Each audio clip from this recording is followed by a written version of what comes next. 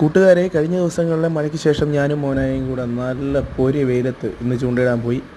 ദാ ഇട്ടപ്പം തന്നെ കഴിച്ചുകൊണ്ടേ മോനായിക്ക് മീനടിച്ചു.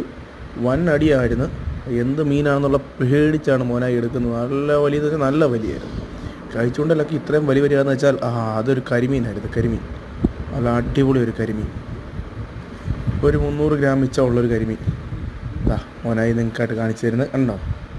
ആ പടപ്പിനൊരു കരിമീൻ തന്നെ ആദ്യം തന്നെ അടിച്ച്, അതിനുശേഷം 1-2 ചെറിയ മീനുകളൊക്കെ അടിച്ചുള്ളൂ. എങ്കിലും നമ്മുടെ കരിമീൻ എന്നും നമ്മുടെ തീന്മേശയിലെ രാജാവാണല്ലോ, ചൂണ്ടക്കാരുടെ സ്വപ്നമാണല്ലോ.